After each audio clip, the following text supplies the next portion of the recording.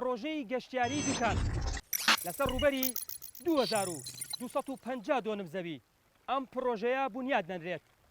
تێچووی پرۆژەکە نزیکەی 1 ملیار و 600 ملیۆن دۆلارە. ماوەی تەواوبوونی پرۆژەکە 5 ساڵە. بەپێی ئەو خەمڵاندانەی کە کراوە هاتنی گەشتیاران بەڕێژەی لە 400 بۆ قەزای دوکان و هەرێمی کوردستان بەگشتی زیاد دەکات. دەریاچەی دوکان، شاخی سارا، قەرەسەر، گوندی تۆبزاوە چەند شوێنێکی دیکە لە نێو ئەم پرۆژەیەدان دەبێتە گەورەترین پرۆژە لەسەر ئاستی کوردستان، عێراق، ناوچەکە. پرۆژەی گەشتیاری دوکان چەندین کۆبوونەوەی بۆ ئەنجام دراوە. بەم زوانە کارەکانی دەست پێ دەکات. گروپی کۆمپانیەکانی فاروق پرۆژەکە بەجێ دەگەێنێ و قوبات تاڵەبانی لە نزیکەوە سەرپەرشتی پرۆژەکە دەکات.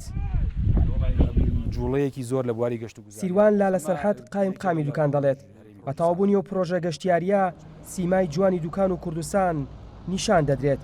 وتیشی تاوتوێی کێشە و گرفتەکانی بەردەم پرۆژەکە کراوە بۆ دەستپێکردنی کارە سەرەتایەکانی. بەسپاسەوە بەڕێز جێگری سەرۆکی حکوومەت جەنابی کاقوبات بەخەمەوە هاتە سەرخەت بۆ جوڵاندنی ئەم پرۆژە و هەماهنگ و هاوکارین بۆی بتوانین سەرجەم ئەو ڕێگریانە ئەو گرفتانەی کە هەیە تێیپەڕێنی و بە زووتری کات ئەم پرۆژە جێبەجێ بکرێ. هەلی کارێکی زۆر دەڕەخسێنێ بۆ گەنجانی ئێمە لە سنووری هەرێمی کوردستان بە تایبەتی دوکان و ناوچەکە. هاتوومەتە بەڕێوەبەرایەتی گشتی و بەرێنانی سلێمانی.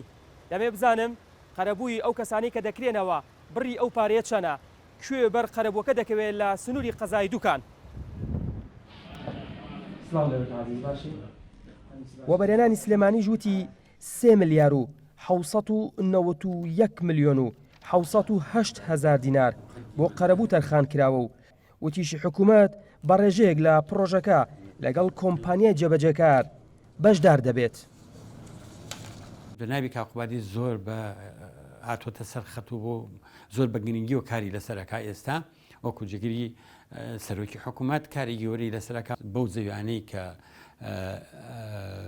بۆ پرۆژەکە تەرخان کراوە بە نرخی ئەو زەویانە بەشدار دەبێت لە هاوبەشتیکردن لە پرۆژەکەیە. وەبەرهێنەر متەویر لێرە گەشەپێدەرە فاروق گروپ ئەبێ بە گەشەپێدەر وایە کواتە کۆمەڵی وەبەرهێنەری کە داخڵە بن خەڵکانێکی زۆر خەڵکی تریش دەتوانێت داخڵ بێ و پرۆژە لێ ئەنجام با لە ناو پرۆژەکەیە. بەڕێوەبەری گەشت و گوزاری سلێمانیش دەڵێت بە تەواوبوونی پرۆژەی گەشتیاری دوکان 100% گۆڕانکاری گەشتیاری لە ناوچەکە دروست دەکات لە هەلی کار و هاتنی گەشتیاری بیانی و ناوخۆیی بۆ نێو پرۆژەکە.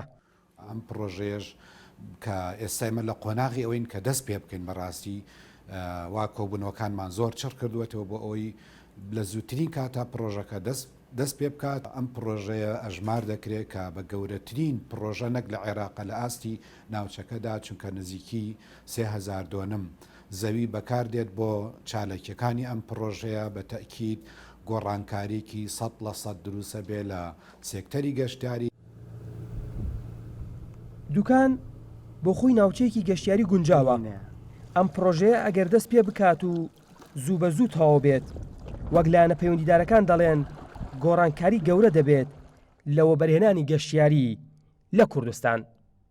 ئاوەر عەلی گەلی کوردستان، سلێمانی.